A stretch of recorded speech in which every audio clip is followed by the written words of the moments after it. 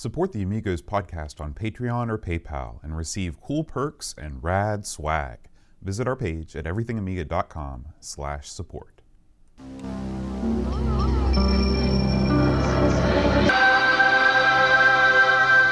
Amiga, the first personal computer that gives you a creative edge.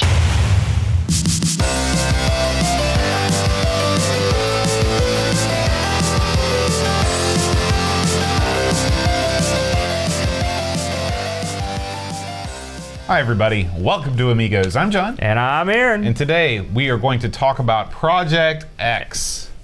Now, you gotta do the thing. Yeah. Yeah. And what about this? You know, in wrestling, you ever bring it down in like wrestling, that? This, when they do this, that means the guy's injured in the ring. Oh. Yeah. Yeah. When who does that? The other guy? When a ref does it. Oh, when yeah. the ref does it? Does the other wrestler have sort of a secret signal to tell the ref that something's going on? You mean if the wrestler gets hurt? Right. They'll tell the ref, like, I'm mauled. Usually That's the secret signal? Usually the ref can see it. When you think about the letter X, yeah, it's appropriated by almost all forms of entertainment now. Yeah, that's true. Not like that in the old days. Right. What is the first X property that comes to your mind? X-Men, I guess. X-Men? Yeah. Even more than Professor X. Well, same thing. Are they related? You know they are. Why is one? I didn't know. He runs the X-Men. He started the X-Men. That's why they call him the X-Men. He's Professor X. I didn't know if that was like, you know how in DC and Marvel they have like Hawkeye and the other Arrow guy? Yeah. And like I thought that maybe Green Arrow. Right, Professor X was like DC's version of the X-Men. No, he's a Marvel guy. He's a Marvel guy. Yeah, no. Okay. Yeah, are you really that? You don't know jack squat about comic books. I don't know much about comic books. How do you know Hat Chad with such a limited knowledge of comics? He's like the yin to my yang. Oh, he fills God. in the gaps. He also knows a lot about Dragon Ball Z. Oh, well, there you go. I don't know jack squat about that. Let's talk about what you do know about. Yeah. A bunch of games you got in the mail. That's right. So, I guess it's been about a month and a half ago. I'll just to recap this quickly. I saw a Facebook posting about a Sacramento, California Amiga users group that was liquidating their archive. And I thought, man, I'd like to get me some of that sweet action, but getting this archive over here would cost me a fortune, you know. And the guy only wanted, I think it was 50 pieces for $100. I think that's what it ended up being. And so I thought, well, we're screwed. And so I just sort of mentioned it in our Discord. And my good buddy David, my man in California, he stepped up. He said, "Listen," he goes, "I live near Sacramento. I could go get this, and then we could work out some kind of gimmick." And right. and work a gimmick we did. And so what we ended up doing is, and if you'll recall, we put a big spreadsheet up. Actually, he did all this, and people went in and filled out what they wanted, and then he's slowly beginning to ship this stuff out. Mm-hmm. And he shipped my stuff first. I was the big winner, I guess. Wow. Now, of course, being the two head dogs on this project, we got first dibs. Sure, absolutely. And so I got recently received my bag of fun here. I'm going to pull it out, Boat, let you look at it. Now, this is probably no great shakes to a lot of people overseas because you guys see Amiga games like everywhere. They're falling out of the boots of car boot sales. I can tell you, it's much like when we get those Spectrum tapes. Like we will never see these ever. And this is the most games I've personally seen since I saw an Amiga store here in the early '90s. So there you go. So for me, it was just a thrill. So I'm just gonna pull these out like so. Now this was just a kind of a value add here. It's just get your TextCraft Plus. Not that interesting on that one, Boat. You can feel free to peruse. I do like the box though. Looks proper Amiga. Yeah, it does. With the check mark. Now some of these Boats you're gonna get a right. Here's one that we covered, and actually me and Boats were both like this. It's Cruise for a Corpse, y'all. Oh. Remember Cruise for a Corpse, Boat? Yeah. Got the lovely, look at that. Pretty good, eh? Mm-hmm. So I tried to pick out some that we'd looked at, and then some that we hadn't.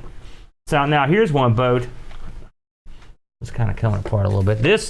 We just covered this one a few months ago, and it's Dungeon Master. Right here, and you can see on the back, some of these have been tested. They went through and tested a lot of these. Dungeon Master is, I believe, look at that. My least favorite title we've done in the past, I don't know, year or so. What did you not like Dungeon Master? Oh, in the past year. It's one of those one-frame per click. Listen, don't. They should call it dungeon crawler. Listen, like literally crawling. Listen, Necronom right there, he's got it right. Now, I saw this and I was like, I got to get me some of this. They had a couple of these. So this is Jack Nicklaus' Greatest 18 Holes golf game. I think you played this one, Bo, didn't you? This was one of the early games you played that got us a lot of hits for some reason. Yeah. Actually, I want to say that I played this game and someone actually commented on the video thinking that I was Jack Nicklaus. He was like, I really loved you in that something, some old guy. So, I love that. Yeah. Now, Bo, here's one that I admit I had not heard of, but it looked intriguing. So I'm going to have to get your Dragon Wars. Ooh. Dragon Wars Interplay. Yeah. Supports characters from the Bard's Tale games, Bo. Interesting. Isn't that neat? What I like about it, every game that you've pulled out so far has come in a different size box. Oh, yeah. That's one of the great things about classic PC gaming. Yeah, you're right They there. hadn't standardized things There's more to come, Bo, because I saw this and had to grab this. It's Marble Madness. Oh. One of the very first games we looked at, isn't it, Bo? Now that is a desirable title, for sure. Look at that. Coming in that early Electronic Arts record album sleeve. You get that right there. Very cool. Isn't that neat? And you've got your disc and your... I thought you'd like that I may one. steal that from you later. There's no stealing, Bo. I gave you a crack at these and you were like, I don't want nothing. You'd already taken all the good stuff. No, that's horse hockey. Now, I'll say this one didn't have the instruction card, but I had to have it. And I actually already owned the discs, but I had to have it. One of my faves. Oh, it's the Sword of Sodan, y'all. Look at that. Look at that cover, by the way. It's an iconic game. For me, anyway. I love these. These are really good. And you've got, but this one just has the... This is just all these games share the same thing. They all feature a scantily clad female on the front. That's how you do it, Bo. Now, this is one I honestly had to figure out what the heck it was.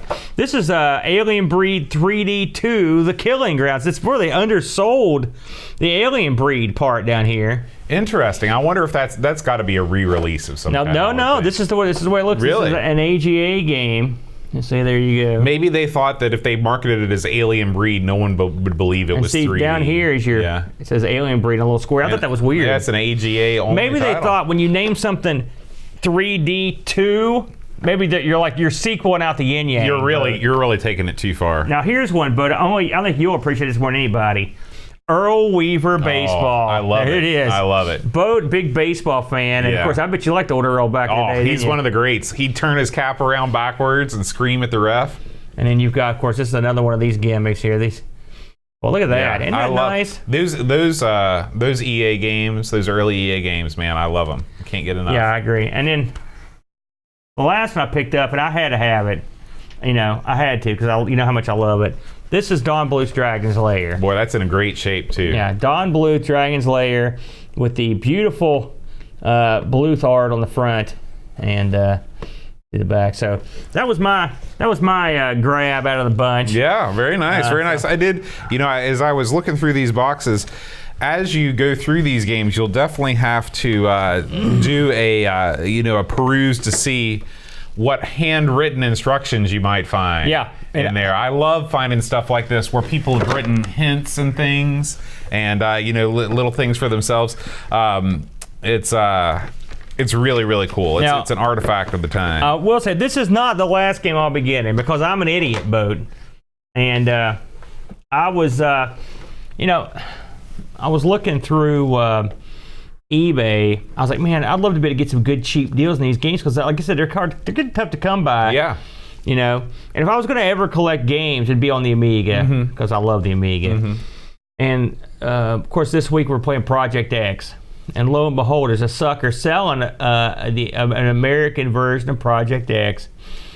And so I ended up getting Project X. It's in the mail. Wow. I checked it up for $20 shipped. Excellent. Not too bad. Excellent. So I will be getting Project X as well to add to my collection. So eventually I'm going to build me a nice shelf of Amiga games. And then hopefully one of these days I'll go through and just play all these. Yeah, play them off the disc. Yeah. Old school style. Wow. And it'd be cool to see what they were. Now, like I said, these have all been checked out and they work. Yeah. So, now other people in our Discord should start receiving their games soon, and hopefully when they get them, they'll at bare minimum take a picture, or maybe even shoot a little video. We can put up on the channel. But thanks again to David out in California, our man in California, who really this was all hinged on his participation because not only is he picking up the games, but he's also shipping them.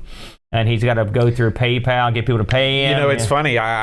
We were talking a little bit, and I said, "Boy, I'm surprised that you did this favor for Aaron since he's constantly bashing your livelihood." Yeah, because he works for Apple. Yeah. You know, I'm gonna toot your horn briefly here.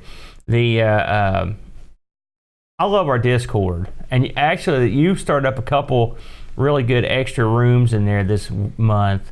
One was a question of the month, and the other one I really like, which is just introduce yourself. Now, I've seen these introduce yourself things, and no one ever gives a crap about these things. Just a couple lines. But I don't know who got the ball rolling, but now everyone's just emptying the vault. So I've learned so much about all the people that are part of the Discord. It's great. It's great. Talk about diverse, different countries, different backgrounds. I love reading people's stories. Yeah, they're all so interesting and brilliant. You'll notice that I've not even came close to putting mine in there. I'm going back to edit mine. I need to fill in a few of the. That's what I read yours. I'm like, man, I'm gonna have to. Yeah. I think what I'm going to do is I've got to do some really remarkable crap, and then I'm going to. Then you'll update it. Give me a month. And then I cured cancer.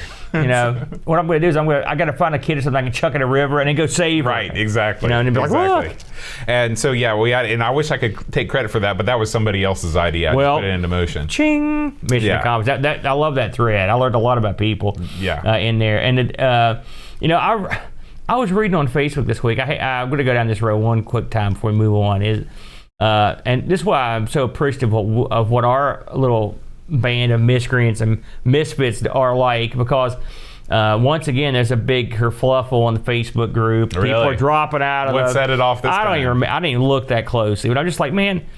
And everyone's like, "Oh, that's the Amiga community." But you know, it doesn't have to be that way. You know, it's not. We've not had hardly any bad stuff at all. No. You know, everyone's been super nice to us. Everybody gets along real well. You know, it's It's one of my favorite things in the world is in the morning I get up. One of the first things I do while I'm making coffee, I just open up the Discord, see what people are talking about. Yeah. It's great. So, but anyway, thanks for everyone that participated in the game transfer from California. Thanks to our buddies out in Sacramento who decided to liquidate their games and gave us a real good rate. Yeah. And not just games, but like all the D paints and everything. They got a bunch of people that are into that stuff. Got some really good deals. You know, and we just gave it away. Yeah. Let them, you know, that's just for fun. It's what we do. It's what we're about.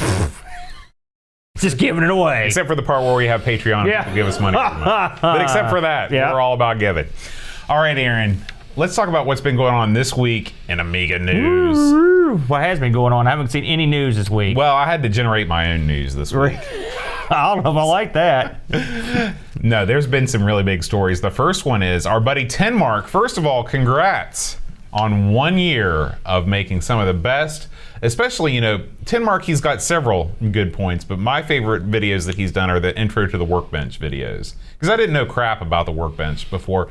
Whenever I was using a real Amiga, I booted right into a game. Whenever I'm emulating the Amiga, I boot right into a game. I've had to do precious little things in Workbench, but I love learning about it. And once, if we ever get that 600 back, Aaron, I'm going to go to town. And Jason is making some progress. Our man up in Canada is hard at work. I may have some more news to report on that next week. Oh, my. Stay tuned. Well, you know, before you leave the Tenmark thing, first of all, yes, congratulations on your 1 year. Tremendous. And what I liked, I don't know if you watched that video yet? I haven't watched it. It's he's a very humble fellow, but one thing I liked is he talks about all the various people that have contributed and helped him and given him advice and co-worked with him on projects. That's what I love to see. People, you know, one thing that we're very fortunate as well to have and be a part of is like the little Amiga community and some people that just dip their toe in the pool of Amiga, kind of all like hanging out together, working together, sharing information, like being supportive of everybody. You know, he mentioned Pixel Vixen and Retro Man Cave and Lafarius, and he was nice enough to mention us. And Amigo in the Lake. It's nice that everyone's kind of pulling together. Mm-hmm. You know, there's no idiot sort of inner fighting or inner turmoil, and that's what it should be. What are we doing here? It's supposed to be fun, right? You know? So I love that. I liked the video; it was great, and I liked all his stuff this year. it's been a great year. He's put together a lot of good videos. Well, he's keeping rolling. He's teamed up with Amiga on the Lake and the one and only Pixel Vixen. And they are going to do an Amiga Art Contest. So I've pulled up the poster here. And as you can see, the rules are simple. You can do whatever you want as long as it's done on an Amiga. So you can do 3D rendering or ray tracing if you want to do some photo editing in a creative way or doing some hand-drawn stuff. All you have to do is send it in to Douglas at dctechaz.com. You may want to double check that email address. It's Douglas, Douglas at dctechaz.com. Right. Because I don't know what you were saying. Well, I don't know either. But anyway, you can win a new copy of Personal Paint 7.3C donated by the fine folks at Amiga on the Lake. And that's a current maintained paint program, isn't it? Right. I believe done by the guy that does the Amiga Forever platform. I believe you're right. So, yeah, that's... Hey, and I will say also, our Amiga on the Lake, one of our sponsors for Amigathon, and a good bunch of guys, and they I think they're doing really good work. Listen, when we first heard about them, did we think they'd be here today? We heard a couple years ago they were coming out. Let me be honest. Did you think they're going to be around? No. And when they're like, yeah, we're just selling mostly new Amiga stuff. I remember you were like, they're done, but they're getting it done. I wasn't that dismissive. You were. I'm never like negative about the Amiga community. You know one thing about me. Listen. I'm going to get you a shirt that just says AGA right on the front and make you wear it around, and then you can eat those words. Next up, Aaron, I have been messaged by multiple people on this team to make sure that we cover this story this week, because this is one of the highlights of the year. All right. Every year, the Amiga community convenes and votes on the best demos of the year. This is an e-magazine called Versus. And this is from a story from Vintage is the New Old, but you can also get to this through another site called nucleus.nu, spelled cool guy style, N-U-K-L-E-U-S. You can vote on your favorite demos of the year. There's tons and tons of categories. The guys that emailed me said that you don't have to vote for every category. Vote for the ones you want, but of course more is better. This is really, the demo scene is more active, I'd say, on the Amiga than any other platform. We're very lucky. Yeah. In fact, they were the last desperate breaths for a few of those tenuous years in between when it died and when it came back to life, basically. Right. So they were the ones beating the drum. So now what you're saying is we can go watch these and... You can watch the demos and then you vote for them, and they've got all kinds of categories and things. So definitely check these guys out. And this is a magazine that comes out every so often. And this is, I guess this is the issue number 8. So they do more stuff than demos, but this is their big event for the year. It's sort of their Amigathon. We watched some demos a couple years ago when they were doing this. We should watch all these and then give our synopsis. We should. That would be great. Next week, let's talk about it. When's the contest over? Does it say? Do we have time to do that? I think that we've got time. I didn't check to see what time it was ended, but I think that we probably got I have avoided. I haven't gotten in the demo scene as much as I should, given what it means to the community. Plus, every time I watch them, I love them. Yeah. So it's not like I'm like, but I want to see that. It's right. Like, man, I just never get around to it. Real-time follow-up from Tinmark in the chat. I guess Cloanto sold personal paint in 2014 to Aeon, Trevor Dickinson's outfit. There you go. So, well, there you go. Yeah. So anyway, that's make sure you check that out. And up next, this is just a field report from the Winchester Amiga user group. They just had their September 2019 meeting, and what a meeting it was. I mean, this really looks almost as cool as the Taze Valley Classic Computer Club. What is going on there? The back of the You've table. got Guru Anthony was not present except in his spirit. It looks form. like he has died, and his angel attended the meeting. That's sort of what happened. So, but they were demoing the new beat 'em up. Oh man, yeah. Yeah. And there were some other new games, Black Dawn Rebirth, and then there's this puzzle game called Vegetables. And Amiga Bill just did a stream yesterday where he played this, and I can't wait to check it out because I love big, bright, colorful puzzle games. Yeah, and the Guru guys are always great. Wow, look at that. Yeah. The Guru guys are always great, and Bill is getting scoops left and right here recently. So yeah, that'll be great. Yeah. I didn't get to see. Look at There he is again. His spirit is lingering in these photos. Yeah. So anyway, if you are in the New York area and you don't already know about the WOG, definitely check out their Facebook page and join them. Yeah, I mean, if you're in New York and you're an Amiga person, you haven't got hooked up with Bill, are you nuts? My God. Right. Get down there. And finally, our good buddy Ravi a couple weeks ago had an unboxing video of the new graphics card for the Amiga. It's got a bunch of Z's and 9s in it. The ZZ9000. It's got 1 9. It's got 1 9, okay. But anyway, last week was kind of just an unboxing. This is where he actually fires this thing up. So he talks about how he puts it in his machine, and then you actually can see the glorious Amiga Workbench 3.1. Oh, this is that Swiss Army knife card, right, isn't it? Yeah. Right, in glorious high definition. Yeah, I haven't got to see this yet, so that... Yeah, this just came up, I think, today or yesterday. So both. You need to buy an Amiga 2 or 3 or 4000. I just need an Amiga 4000T, one of these expensive cards, and a couple Blizzard accelerators. It's funny. I'm assuming you saw this. In fact, I know you did because you're coming on our Discord. Who was it that had said that they had came across? I don't want to give the city because I don't want somebody to come in here and clip the deal. It was somewhere in Europe. No, it was Milwaukee. That's what I meant. I just gave away the city. I was trying to trick you into it. Yeah. Anyway, those are mega rare. Mega rare. And this would be an ideal gimmick to stick in a tower case like that. You know, I had an Amiga 4000T at one point. Yeah, and you sold it for about $100. No, we got big money for it, but this is when I was sort of not really into the Amiga that much there for a while because there was nothing going on. Right. Yeah, it was shortly before we started the show. I also sold my copy of Flashback, a bunch of other dumb stuff. A Speedball 2, I sold that. So yeah, live and learn. Live and learn. Well, Aaron, that wraps up this week's Amiga News Roundup. Why don't we head on over to Dreamcatcher's Corner to see what kind of madness he's been up to this week? Dreamcatcher has an article up, and it's talking about, now, I've actually played, it's amazing. This is a game I actually have played, and I only played it just because I'd heard, it was sort of renowned for its crapperoo, and that's why I played it on Sinclair. This is his article here about Highlander. It's called Another Time McCloud. Now, before we start in with this thing, Highlander, is it fantasy? Is it sci-fi? Is it neither? Well, it's the first one I would say is fantasy. The second one I would say is absolutely sci-fi. And is hideous. Which one has Sean Connery in it? Both of them. Oh. The second one is one of the worst films, and certainly one of the all-time worst sequels. There was an MST3K of that, wasn't there? There was. I don't know if they ever did it or not. It's horrible. They may have done like a riff track on it. Highlander. Now, you've never seen Highlander. We've talked this in the past. No. The premise of this movie, of course, there are immortals that walk the earth.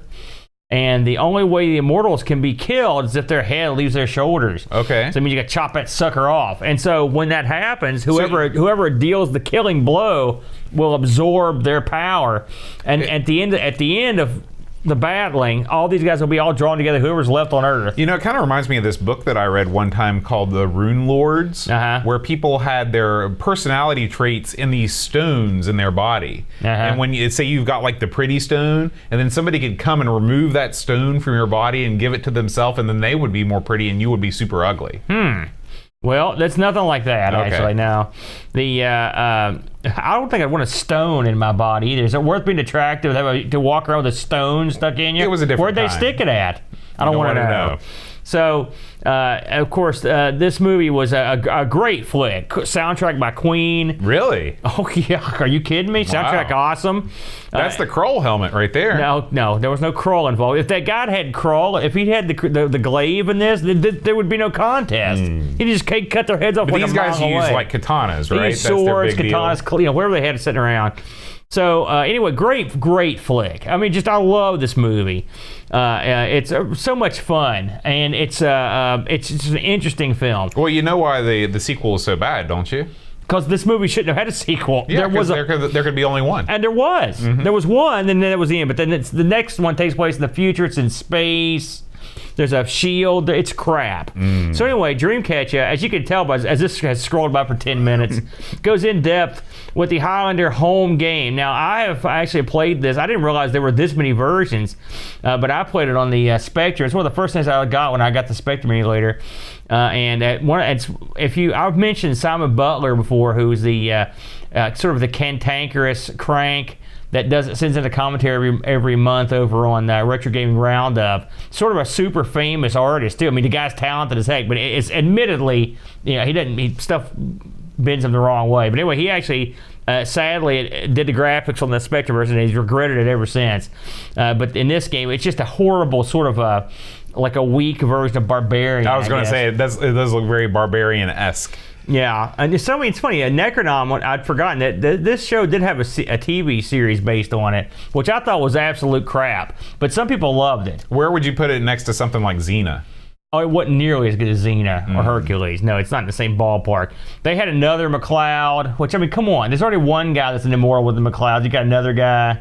I always used to joke that no one talks about the third immortal in the McLeod family, Gavin McLeod, but he's out driving a love boat. No? You don't know who that is, do you? Yeah, it's not funny when you're not old.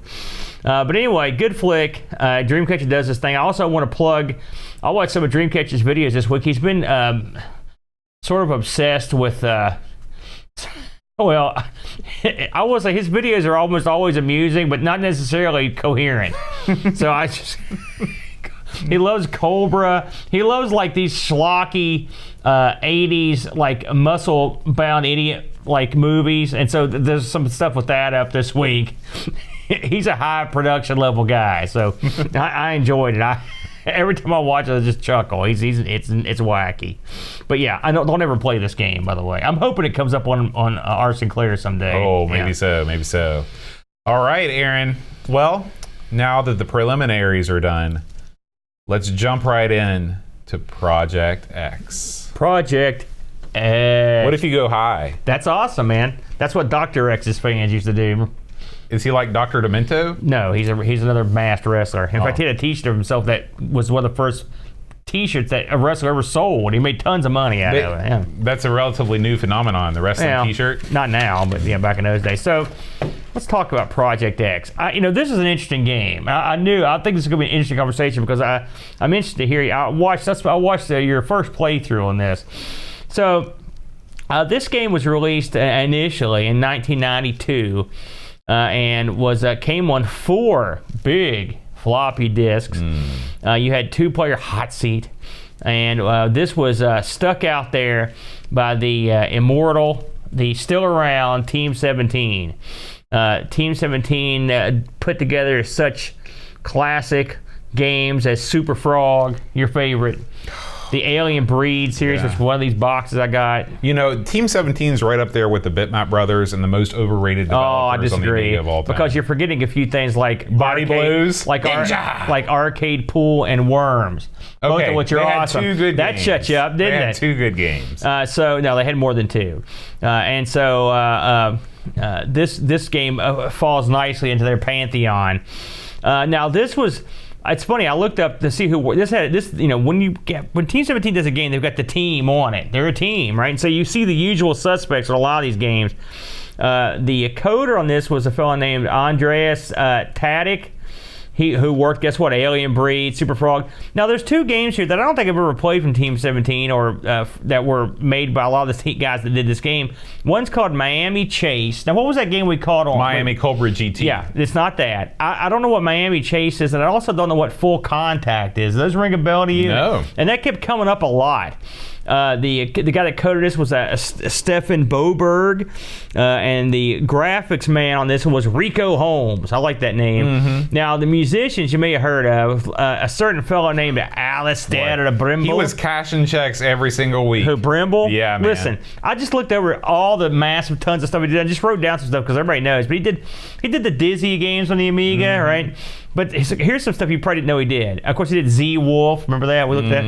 He did the Mortal Kombats. That was him. And he also did Primal Rage and Lost Vikings. Tons of stuff. Yeah, tons of stuff. You also had, I'm assuming, like his relative, Christopher Brimble, worked on this. And you also had a fellow musician named Bjorn Lynn. who also worked on a bunch of the Team 17 stuff. Like I said, these guys are a team. Now, you did have, I heard about this guy, and I wanted to look him up, and his name was Rob Northern. This guy, apparently, his contribution to a lot of the Team 17 games, and maybe some other companies, was the copy protection. He was a copy protection man. Boy, I bet he was popular at parties. I guess he wrote some guy. No kidding.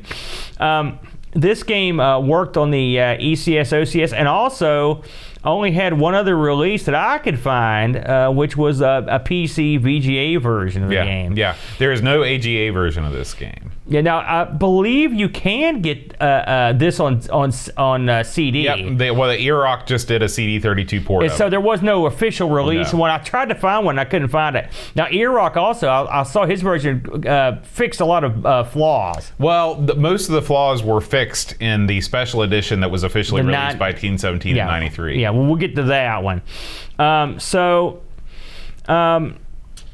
What is Project X? Okay, it's not a complex game. It's a side-scrolling shmup where you control a lone ship on a desperate journey to blow up the enemy's homeworld and escape with your life. All right. In fact, we just covered a shooting game a couple months ago that had the exact same purpose. I'm telling you what it was. Disposable Hero, right? Yeah, I think you're right. Basically, the backstory of this thing, I read the docs. Military scientists have disposed of countless defective military droids on an uncolonized planet called Rex, RYXX. Let me tell you something. Why would you do that, you idiots? Well, guess what happened? You know what always happens? The droids became sentient, and guess what? They start attacking mankind. Stupid droids, you make these guys, just because you dump them, they get pissed. So you've got to go and eliminate the droid forces and then blow up the planet you sent them on. I don't know if you read that. Did you? I did. And the game also gives you a little backstory and a text screen. Yeah, it does. It has sort of like, I guess you'd call them. It's a cutscene. It's I wouldn't call them for that. For the Amiga, it is. Well, listen to you. Don't get nasty now. So. This game, a lot of people compare this game to the Gradius series or Salamander because of the power-up system. Now, I'll tell you, the power-up system in this is almost... This game reminded me an awful lot of Alcon / Slap Fight.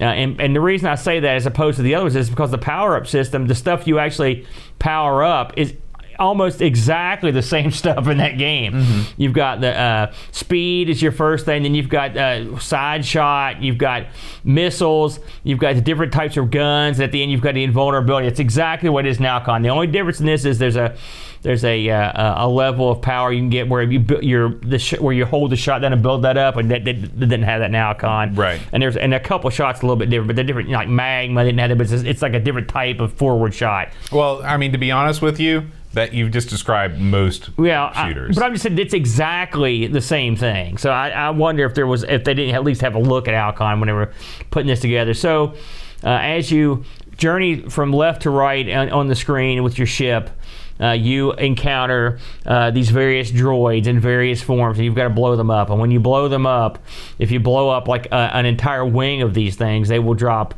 a power up, and these things will advance your power, your cursor one slot on your power line at the bottom of the screen.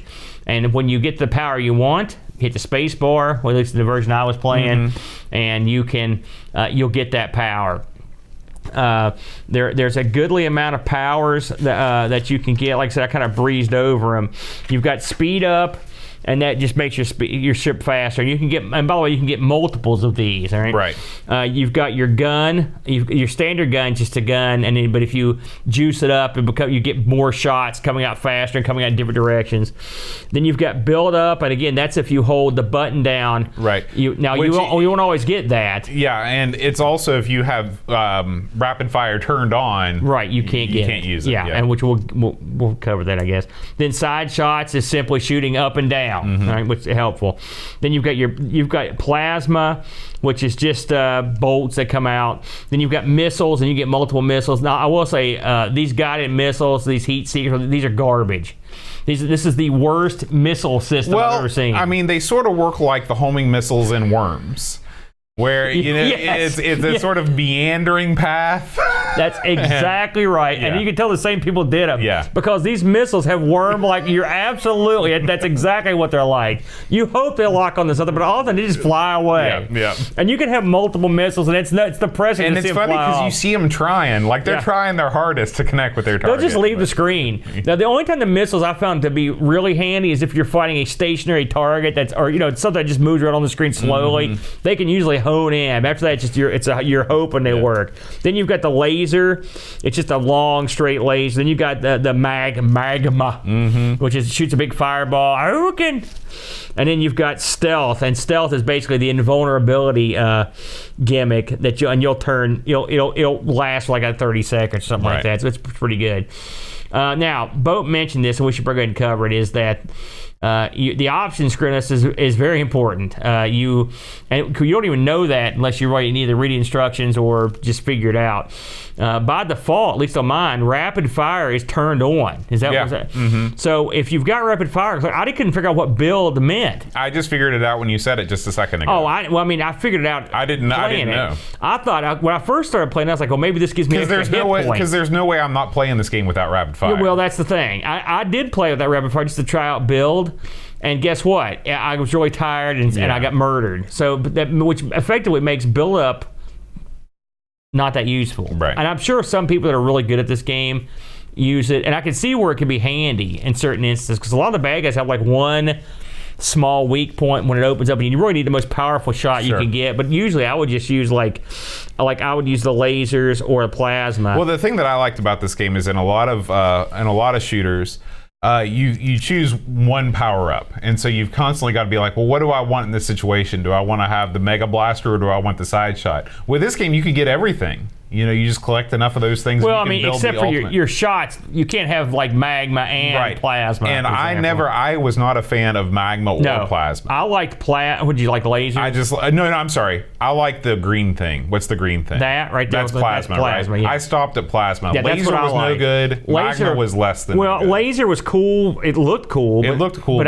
it had limited functionality. I'm the same with you. Yeah. Something else, amongst the other things you could pick in your options, or the difficulty level, and you could also pick which music you hear. Now, I will say, when this game boots up, wow, what an awesome tune it comes up. It's a nice, for a shooter, you want to have something that gets you going, and this really does. The problem is, now, and it's funny, I watched, I could only get to the second level of this. Okay, now, I did cheat eventually and got a little further, but it would cheat, and my cheat wasn't like I could just do whatever I wanted. I would just get killed over and over and over. Mm-hmm. So I didn't get to go that far. But on the version I had, I didn't get any in-game music. All I got was the intro. But I watched playthroughs where guys got music. Well, they must have added it in. They must have, because I didn't get any music. And how the heck did that happen? Well, it's the same way all the Lotus playthroughs on YouTube have in-game music. No, you're missing my point. How do they not have in-game music? Because it's the freaking Amiga, man. No, the Amiga. That's what they do. Listen, they don't put it in-game music. That's not true. Sometimes they do. And then they blame it on multiple audio channels and sound effects. Sometimes they have in-game music, and it's awesome. The good games they do. Well, I think this is a pretty decent game, but no music, especially at that opening. You're like, when you hear that opening, you're like, I'm going to kill some stuff. It's exactly like Lotus. Now, and you're like, oh man, and then you start playing, and it's just dead silence. Something this game had that I thought was specifically added for you was the ability to go from the rave music to the old guy music. I did enjoy that. I thought that was quite humorous. And did you try old guy music? I like old guy music too. I like both. I like both too. They're both good. They're both really good tunes. So you can play an arcade. You can play this. There are a couple of different ways you can play this. I just turned everything down to this game. I had played this before, and I knew it was like rock hard. Super hard, and it was. First impressions. I've rambled on for a while. Give me your thoughts early on. Okay, well, this is an example of a game that I turned on the cheats too early. I tried to play it a couple times, and I was not being successful. And instead of sort of sticking it out, learning how the Powerup system worked and trying to do better, I was like, screw it, I'm going right for the cheats. Part of that was that when you turn on the level select and WHG load, it automatically turns the cheat on, and you can't do anything about it. So, because I wanted to see the other levels, so I did a playthrough of this, and hilarious. And I just kind of blasted my way through with max power ups. I ended up beating the game. The ending is horrible, by the way. I thought it looked pretty cool. It's a screen of text. What about the planet exploding? The planet doesn't explode. On the playthrough I watched, at the end the planet blows up. No, I mean your game over screen is like a lava or like a geyser thing. No, the planet exploded in the one I watched. Maybe I hit the button too soon. I don't know. That sounds like you. But anyway, so I didn't understand the power-up system, and I was like, this is not that great. Yeah. Okay. Then I just had this feeling, and there's something about this game that drew me back. This doesn't normally happen. Because I will say, watching that first play, you were killing this game. Yeah. I mean, killing it dead. You know, I kept thinking about it. I couldn't get it out of my head, and I was like, you know what? I'm gonna give this game another shot, and I'm not gonna turn on the cheats, and I'm just gonna see how far I can get. Well, lo and behold, I figured out how the power-up system worked, and that changed the game completely for me. Yeah. So you had max powers the whole time you played it the first time. Right. Well, no wonder. Eh? Right. And so this is the hard version. Now, however, I did turn the rookie mode on. Yeah. I did turn that on. But I was playing the non-special edition, the non-fixed version. I managed to get all the way to the first boss. Yeah. I mean, for me... When you say first boss, you mean the thing that you had to go around and was shooting out stuff? Or do you I'm mean talking about the actual first boss. Okay, good. That's what I wanted to know. So that ship that goes... Right. Yeah. Now, and I'll tell you something else. When you face a boss, what happens? Did you ever get to a boss? Yeah, okay. I got to a boss. Well, if you really did, you'd notice the music starts playing. Yeah. Okay, that shows that it wasn't the extra audio channels or anything like Amiga apologists will tell you. It's the fact that they just didn't put it in the game for reasons that are unknown. Well, or there could be reasons due to the amount of things moving around on the screen. It could be something like that. It was also the fact that the screen stopped scrolling whenever you're playing the boss. Maybe so. Maybe the Amiga was just too weak hardware-wise. Oh my God! Listen to you. Oh, listen. Give me a break. I don't see this out in the... I'm sorry. This is an inexcusable thing for me. Well, I will never cease to bury developers that don't put background music in their games. It was surprising. Because also consider this game has a rep for having real awesome music, which it does. It is unfortunate. Yeah. Now Duncan Styles brings up a great point. When the music starts, the constant drone in the background stops. Yeah. That was a shame when that constant drone. I couldn't figure out what exactly that was. I think they were trying to simulate your engine, yeah. which that's what I need maybe. I will say the sound design in this game is excellent. Mm-hmm. The sound, not only does each weapon have a different sound, but the sound of your bullets hitting different types of enemies is different depending on the type of enemy that you're facing. So there are these big, they look like pepper shakers that rotate. When you're firing your weapons on those, you'll hear a little ting, ting, ting, ting, ting, like it's hitting metal. Yeah. Other kinds of more organic enemies, you don't get that sound. Excellent sound design. Just inexcusable lack of background music. This game for me, I did pretty well at it actually. I managed to get to the second level. I beat the first boss. Mm-hmm. It took a while. This is before I wasn't cheating either. And I'll tell you. I'm sorry. Can I talk a little bit more? I'm sorry. Go ahead. No, it's okay. I wanted to say one more thing. The thing about this game, my main dig at it, aside from the background music, is that the levels are too long. And the bosses start to just feel like a chore. Like that first boss, it wasn't hard, but because you had such a small window to hit it, it just took forever, and I just got tired of trying to concentrate on it. That was my main problem.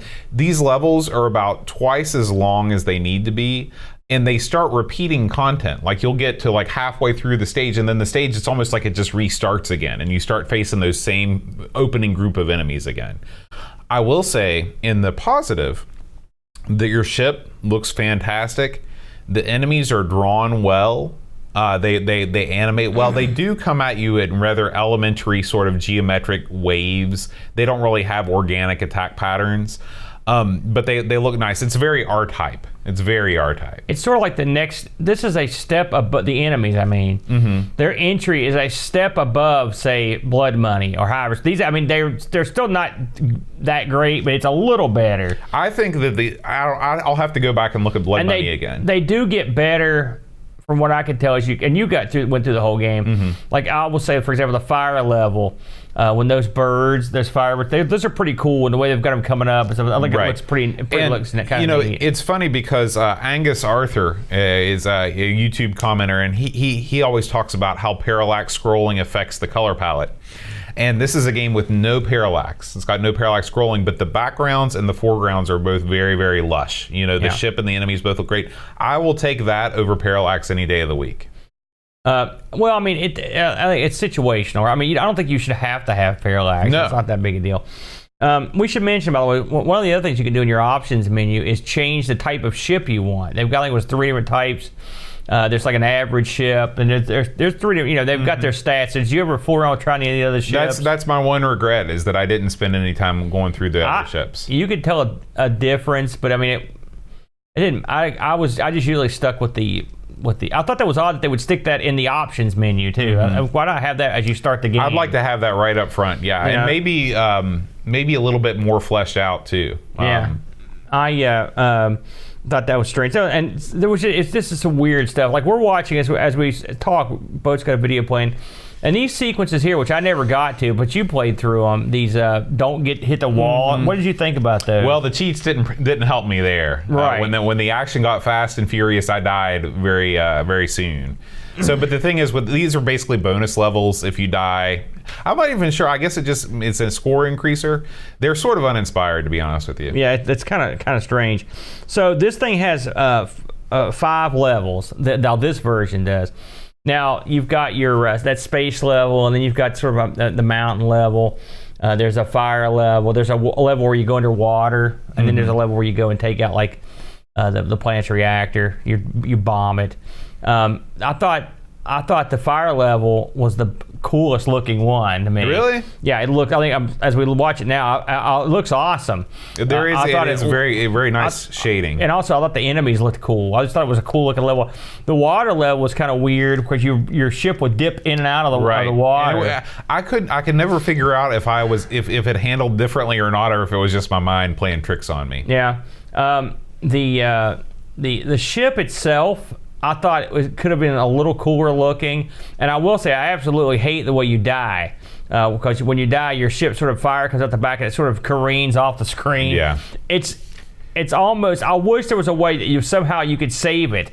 Because one thing this game doesn't give you is hit points. I mean, when you're through, you're through. It's a one-hit kill, yeah. And that is, those type of games are difficult to deal with. Yeah. Now, I think Alcon is similar to this. In Alcon, when you die, you don't lose your power-ups though. You just get knocked back one level. No, you lose every power-up. Oh, okay, because in this game, you just get knocked back a level. Right. You still keep some of them. You're still screwed. Yeah. Wait, something now. And I asked people in chat, and I asked you as well, since you went through the entire game. In the first level, it was like a glorious bounty of power. I had everything. I was King Dong. Right. All right.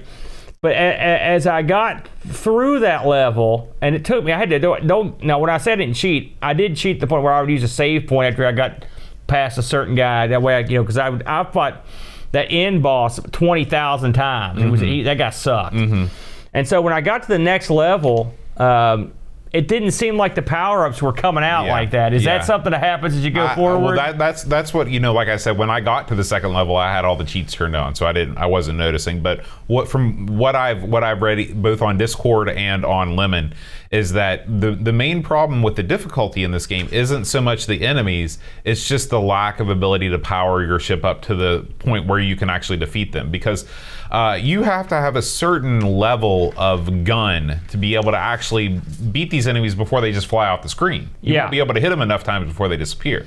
And that's really the big flaw. And it's funny because if you look at the docks, and also it said, I believe it says when you pick your ship, certain ships have the ability to have a higher arsenal, but they move more sluggishly. And so there's that. Like I said, I always went with the normal ship, except for a few times where I tried the other two, and I'm not sure I got far enough to where it even mattered. But I guess there could be something there. Like I said, I wish that was a more prominent part of the game, because I didn't even know that until I'd played it a bunch of times. I just happened to be wandering around looking at the option screen. Overall, what would have been great is if they would have put your character, your ship select, and given each ship a pilot too, to kind of personalize it even more. Oh my! That would. It's sort of like what you're talking there is some super customization. It would be like Hybris. Well, yeah, but that pilots don't mean anything in Hybris. Well, it wouldn't have to mean anything here. It'd be like One Must Fall when you pick your pilot and your mech. And it does classic game. It makes a big difference. Let's just talk turkey here. And we've been beating around the bush here. This thing is beautiful. Mm-hmm. It sounds good, except for the music. Lack of music. It's got 5 pretty expansive levels. I mean, ridiculously expansive. It's got some pretty nice elements. There's a lot to like here. So did you like the game?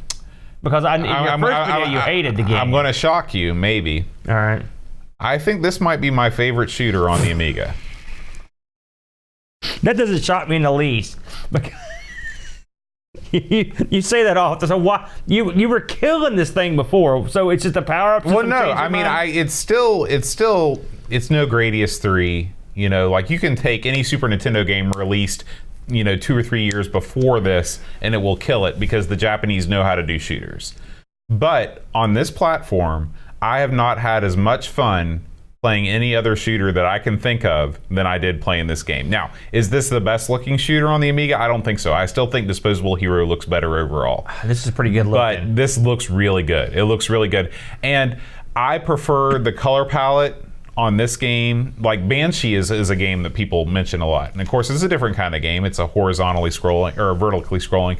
But the colors, I just hate the color scheme in that game so much. I love the brighter colors on this game. The Powerup System, I think, is better on this game. I just really can't think of another game that I like as much on the Amiga that's in the shooter realm. It's a beautiful game.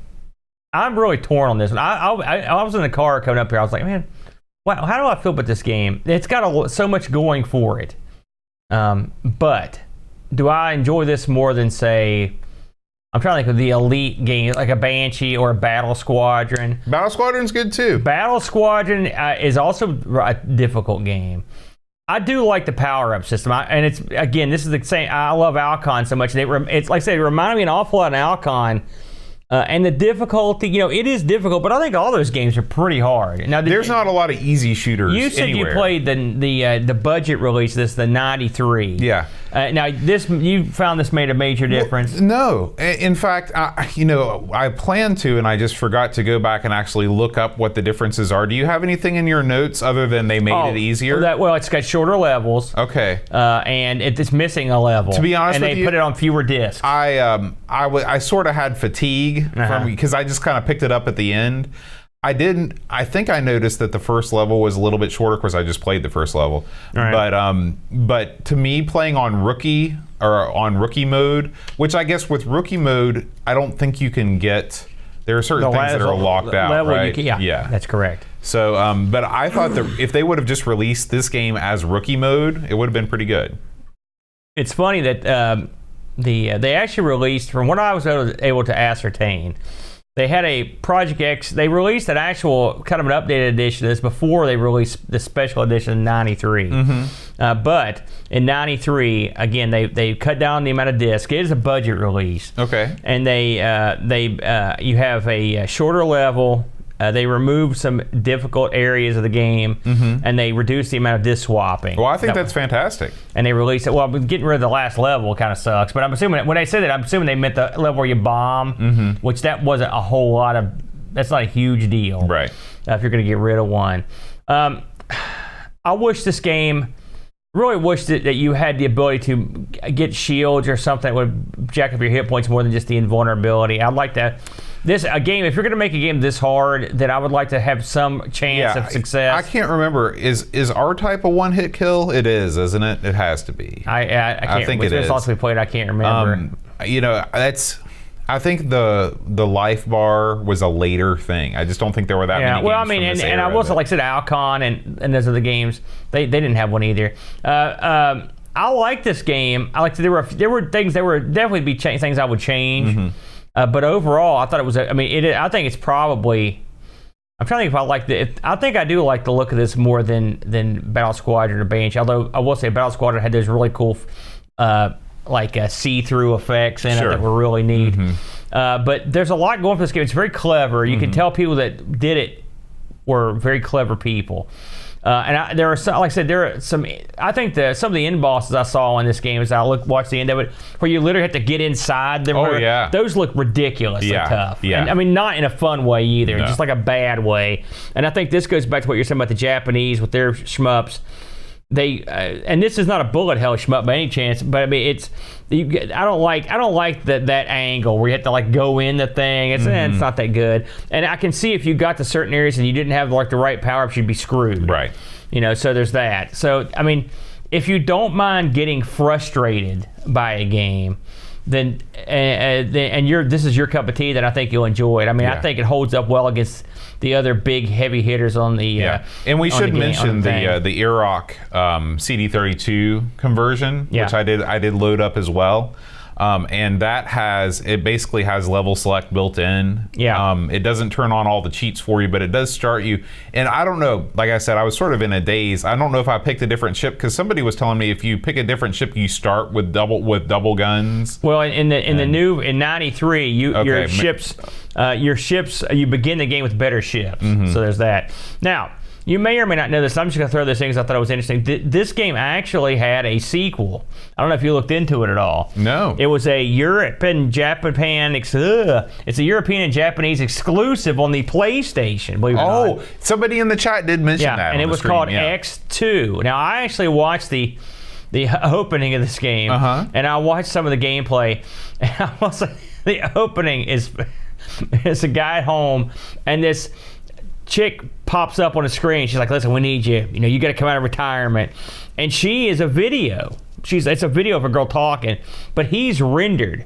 And he looks like somebody just took a ball bat, just beat him like in the face. It's that early PlayStation era rendering. Yeah. And so the opening of this game is her giving him a briefing while he's driving his sleek sports ship down the road. And he's running into stuff. He runs into cars. He turns a corner. I'm like, this guy's going to save the world. Then it shows him getting his ship and like take off. It looked not that great, and it didn't review that well. I will say it came out in 96 in Europe and 97 in Japan, I believe it was. And guess what? You'll be stunned to learn that it also had a reputation for being super duper hard. Sure. So I guess that was part of the mystique of this game. So I looked into the reviews on this. Now I don't know how much and it's funny because I bought this game. Yeah. So I can tell you I paid $20 shipped. I worked the deal. You don't even have to do this segment. In fact, it was this segment's fault that I bought the game, because I was looking at the eBay price. I was like, that's a pretty good game, and I was like, man. It was like one of those best offer deals, and so I thought, I'll just put in some lowball offer, and bam, I took it to the house. That's awesome, man. So I got this game for $20 shipped. Your mileage may vary. That's here in the States. The reviews on this were, guess what, fairly positive, although they weren't all positive. Amiga Action, it's one of those times they reviewed it twice in a year. Both times they gave it a 91%. Amiga Format gave this a 75%. They weren't impressed, man. Amiga Mania, it's running wild, 92%. Amiga Power, 78%. Like I said, there's some outliers there. CU Amiga, 92, and the One gave it a 90. And I should mention that the people over at Lemon, and the Lemon people are pretty generous when it comes to these rankings. They gave it a 7.77. Now, they did give Special Edition a higher score, 8. Yeah. This is one of the few times that I absolutely agree with the Lemon folk. And this is a solid, just because of the difficulty, a solid B game. I couldn't give this game an A just because of the difficulty. Right now you were doing your platform, Amiga platform. Yeah, the ranking of Amiga platformers. Which it continues unabated. I submit to you, Boatster, that upon completion of this task, it's time to jump right into Amiga shoot-'ems or shmups. Yeah. There's plenty of interesting contenders out there the crown. That's true. And I would wager this would be amongst them. Yeah. Now, is this a SWIV level game or a Banshee? It's up to your personal taste how they can shoot. Yeah, and I don't even consider SWIV as part of the conversation because it's a port. It's an arcade port. SWIV? Yeah. No, it's not. Silkworm was the port. SWIV's not. Ever since we did those two in the same episode, I've gotten them confused. Yeah. Silkworm was awesome, by the way. I can't remember what SWIV is. It's like Silkworm, except it's vertical instead of horizontal. Okay. Yeah. Okay. We did get some Discord reviews. we got the most Discord reviews we've ever gotten for any game ever. Let's see if they're gonna. Now, but overall, you give this big thumbs up. Yeah, absolutely. All right, and I give it marginal thumbs up. Chrisful says decent graphics, pumping Euro dance music all make this an audio-visual treat. However, the original version is so crazy hard, it's not even fun to play. So much so that they made an update to try and resolve it. The 93 version addresses some of this, but making it somewhat easier, but still frustratingly hard without cheats. I've seen only the second area once. This update was released after shooting greats such as Axley, UN Squadron, Thunder Force 4, and Lightning Force had come out. Yep. We didn't mention any of those. No. They had the reference material. They just needed to recreate it for the Amiga and failed. 5 out of 10. Yeah. I owned UN Squadron at one point, believe it or not. It's one of the greats, right? It's an arcade port. Project X review by Figgy CTZ. This is one of the first games I played on the Amiga, and making me want one might make me incapable of giving this a fair review, but I will give it a go. The awesome music of Alistair Brenble and Bjorn Lind, written to make you excited and raise your heartbeat when you're looking at the start screen before the game launches. Project X in huge letters is covering the screen, and a really well-designed typeface that later became Team17's trademark makes for the menus. That's interesting that Team17 just took that font. Once you hit start game, you're immediately thrown into bullet hell. I don't know, maybe bullet heck. Bullet heck. Yeah. It's a bit frustrating dying over and over again within the first minute, but once you get the hang of it and memorize the patterns, it's a lot of fun. The full game is maybe less than an hour, but getting through more than halfway, it's damn near impossible. I really enjoy the weapon upgrades and having to hit the spacebar. It's a great way of breaking up the game. You have to take your hand away from the joystick and get it back to it as quickly as possible. The graphics for its time are really out of this world great. It's hard to think of an Amiga game in the same genre that has the same amount of detail, even counting Agony. Yep. All in all, a really great game for its time. Great music, great graphics, and great but hard as nails gameplay. An Amiga classic, 8 out of 10. You know, Figure reminded me of something. Two things actually. Number one, did you use the space bar for your selection of the weapon? No, I used WHD, which gave me a second button. That would be the way to go. Mm-hmm. And I will say something I've go ahead. I to mention is that a lot of times there's so much going on. It is tough occasionally to see the enemies fire. Well, let's talk about. I can't believe I forgot to mention this because this was one of my gripes with the game. By default, I don't believe I'd be able to play this game because I'm what you call a joystick juker.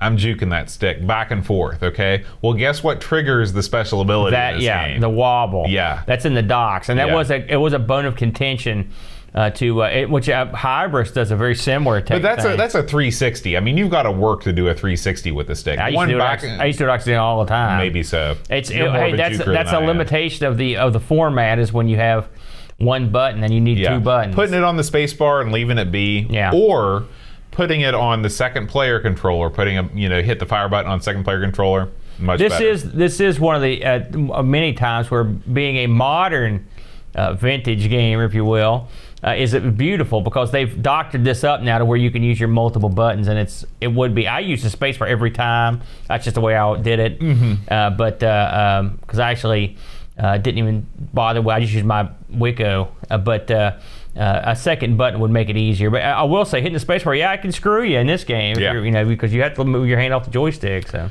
we got another review from Duncan Styles. The Dunk. He says, one of my go-to games despite being brutally difficult. I love this game for the effort that was put into it. It's been polished within an inch of its life and boasts some very impressive technical specs. Music and graphics are top-notch. Gameplay seems to rely on you getting all early ship upgrades and keeping them. Yeah.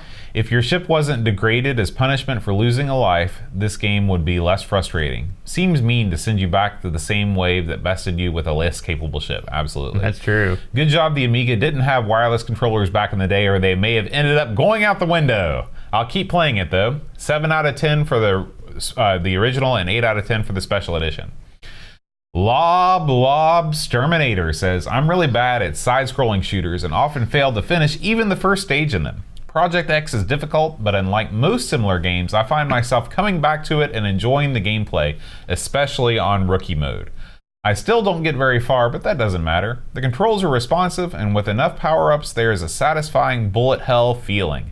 It's strange that you can choose between two musics and not have any in-game music. Yes. That is.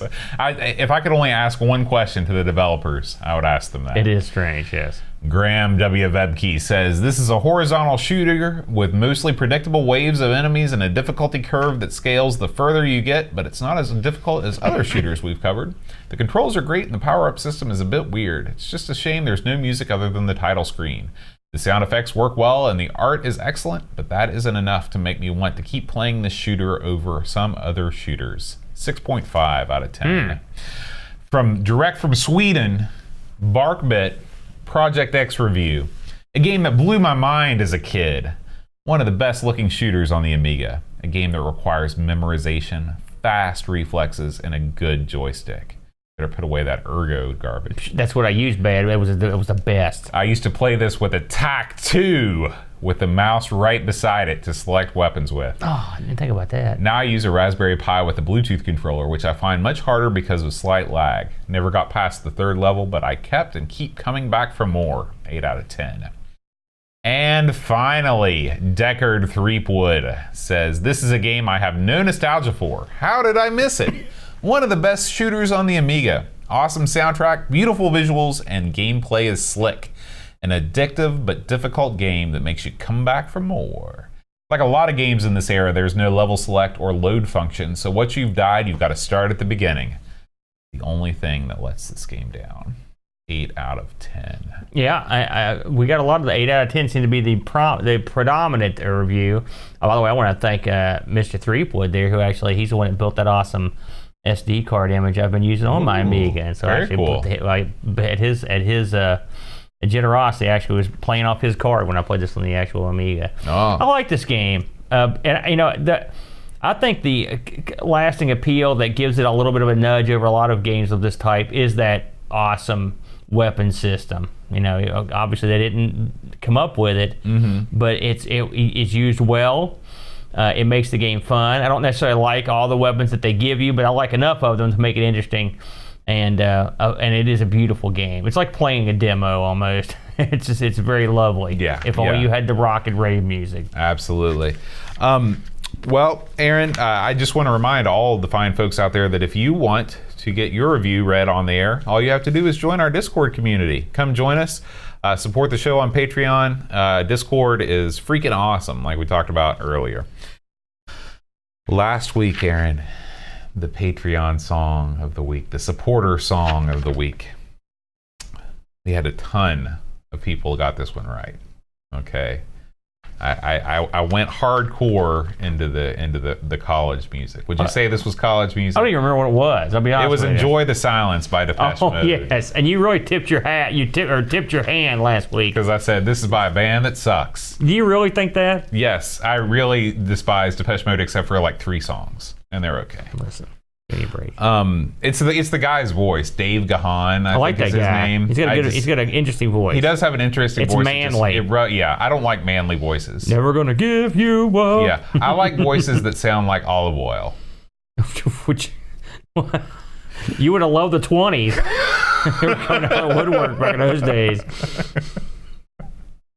Everybody talked like that in the 20s. It was what you did. I'm not even gonna try it. I can't. I'm too manly to pull it off. So we had the winners of the Supporter Song Challenge from last week. Congratulations, one and all. Michael Ryan, Bossman Harrington, Harry Howard, Tragard, Barkbit, Gary Heather, Kilobytes and Caffeine, Paul Marfleet, and Matthew Perron.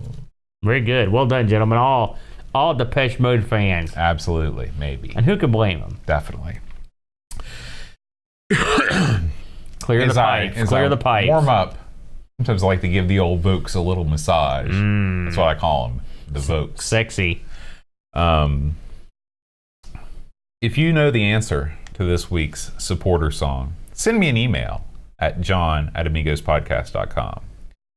It would be super awesome, even if you're on Discord, to send me an email, because sometimes I get a Discord message and I click on it and then it goes away forever and I forget that you answered. So I don't want to miss anybody. john@amigospodcast.com. Here we go. Kilobytes and Caffeine, Mike W.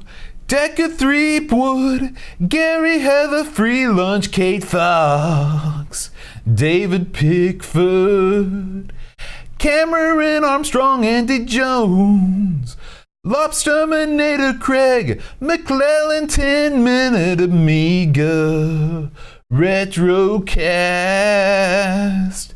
Counting, Virtual Sheep, Bernard Quinn, Retro Man Cave, Tim Drew, Simon Rose, Joseph Harrison, Kyle Leder, Rob O'Hara, Howard Nibbs, Matthew Larimore, Andy Craig, Sean Zoe, Darren Lowe, Max Collin, 419, Buckbeat, Rolling Book, Andrew Monks, Joe the Zombie, John Cook, Leave Killan, Alec Kebab, Jack Cote, Level Doodle, John Marshall, Matthew Perron, Ricky DeRose, Creepy Dead Boy Thingy, CTZ.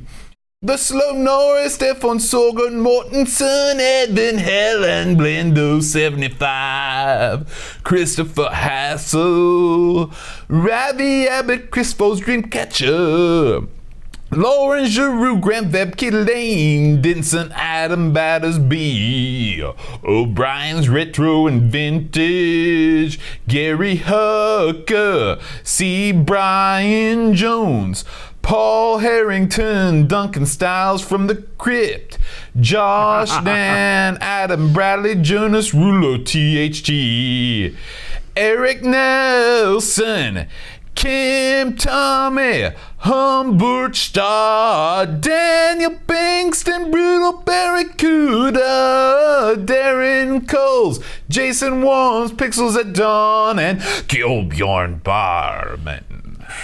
Man, that was... I think I got it, but it wasn't worth getting it. Well, I only switched keys about 6 times. I like Steve's comment there. Just tuned in. Coworker is like, what WTF is that? Apologize to your coworker, Steve. Otherwise, they might think you lost your mind. You know, sometimes when I go into my upper register, I just never know. I never know what's going to happen. Is that what that is? Yeah, it's really how I got famous. Let me tell you something. The register's empty, pal. Holy moly. Have you ever thought about getting into collecting classic cash registers? No. It never occurred to me. You just seem like a kind of guy. I know some people collect adding machines. Yeah, Gary Hucker's got a huge calculator collection. Well, but adding machines are big, huge monstrosities. So are old calculators. Trust me, you ever held an old like 1960s or 50s adding machine? It weighs like a ton. It's like this big. What do you do in holding 60s adding machines? My granny had a bunch of them. Don't ask. I don't know why she had them. Did you inherit them? No. I don't need those. Put them in a tote under the pinball machine. Oh, God. Too late. Hey, you know, but before you ground it down, I just want you to touch on these. You should mention your videos that you posted this week, which we didn't touch on them. Thank you for reminding me. We should just do a quick roundup of what's been going on because you've been putting some quality stuff on the site. Look at that geek. Yeah, look at this guy. This guy. This is a little inside baseball here at the end of the show. This guy was supposed to be telling me about introducing live control room for live streaming. I clicked on the link and got the YouTube equivalent of a 404. So something tells me the new live control room for live streaming is still in beta. Yeah, I understand. Yeah. But anyway, let's talk about our channel, Aaron. I'm going to click on the Your Channel button here to get to our channel. I've been there. This week, Aaron, first up, right out of the gate. I haven't even seen that. Gary Hucker. Cool. The Huck is back. And he's talking about he's talking about this ad. He's talking about the Amiga G-Lock GVP Genlock. Okay? Look at that handsome devil. Oh, man. If I looked like him, look at all those Amigas I wouldn't have back gotten there. married. He's gonna knock that island over with that stack of Amigas he's got sitting back there. Yeah. So, did you ever mess around with Genlock stuff back in the day? I never did have the cash to play with that stuff. I'm sure it was pretty expensive. I knew a guy that had a nice little setup, but I didn't have one. I think this was mostly used to kind of overlay titles over films and things like that, home movies. So, Gary goes through, puts this thing through its patience. It's patience. It's impatience. It's flowers. Aces. Yeah. So check that out. Gary's hardware videos are always can't miss. Do you remember those? And you probably don't, but they used to run these commercials for the Amiga back in the day, and they'd be like, it would be these kids next door to this girl they liked, and they'd be pretending to put on a TV show, and they'd be using the Amiga and all that stuff. I thought, my God, this is amazing. I'm on the edge of technology, and it's so passe. I mean, it can't be undersold how incredible that Genlock stuff were. It was unbelievable stuff back in the day. Yeah, for sure. And the video toaster, forget about it. That was the pinnacle. I thought, holy cow. I did a couple of videos on Project X from this past week. You can watch the original playthrough, and you can watch. Boy, these are not well liked videos. I think the Project X fans are coming out of the woodwork. I would watch the first one, and we're both. I was screaming at the screen. What are you doing? Why are you killing it? It's funny that you come back. That's why I was so stoned. You're like, it's the best thing I've ever seen. I did. I enjoyed it tremendously. You really are. You're like all over the map. I got to get you a mood ring so I can see what's going on. Let's talk about this week's ARG Presents, Aaron. Oh man, we went off the beaten path, to say the least, and delved trepidatiously into the Auric level. I can't get over how good that intro is. I know. Yeah. Thank you, Duncan. Dunk You're is the man. I'm using all Dunk stuff. That we're in the home of Tangerine right there, but not that particular building, but that city. But the Auric computer. We looked at you talk about a random pick of games. We had no idea what we were doing. I really like to hear Brent say the word doggy. Every time he says it a little bit. It's sort of disturbing. But we looked at Doggy and Zorgon's Revenge, both of which, by the way, the Doggy. Have you listened to this yet? Yeah. So you know that Doggy, the game had a interesting. The fellow that wrote it was the same fellow that went on to do Another World. Right. Stunningly. Yeah. And so we looked at that, and Zorgon's Revenge is also an interesting game. So we had a lot of fun. And this week coming up, it's going to be another trip into the unbelievable. This is even more obscure than the Auric. This week when we delve into the Thompson line of computers from France. This stuff is. I've tried my best to learn stuff about these things. I can't wait. I love if you renamed ARG Presents to Obscure Old Computers Presents, I would be in like Flynn. First of all, you named that show. That's true. Number one, and number two, it's not always Obscure Old Computers. I mean, I will say it's funny that we both thought the Auric was from France. Yeah. And so here's what you do. Ironic that the next week we would get the actual French computer. You look at the wheel, you take out all the arcade stuff, all the pinball stuff. There's none of that in there right now. And you just load it up with Auric and Russian Auric clones. No, well, oh God. I will say, but we actually had I was very concerned about both these weeks. We had a lot of fun. Yeah, they were a lot of fun to listen to. So we had that cooking for us. So do we got anything else that came up? I think that's it, Aaron. Let's go ahead and say goodbye. Guys, thank you for listening. As always, join us live if you can. Every Friday night when we tape around 5:30 Eastern. You can join the fine folks in the chat like Terror K. Terror K broke me up just now. Duncan Styles, Ricky DeRocha, Necronom 19 Staff. That's the German. You like my German? I've heard of that pretty guy. Good. What he's making? Gary Heather, Picard 2005. Make it so. Edvin Helland, old Four Kids McGee, Eric Sundstrom, Yusuf Selim, Steve Rasmussen. Mark was in the house. I think he had to go. Boss Man was here, of course.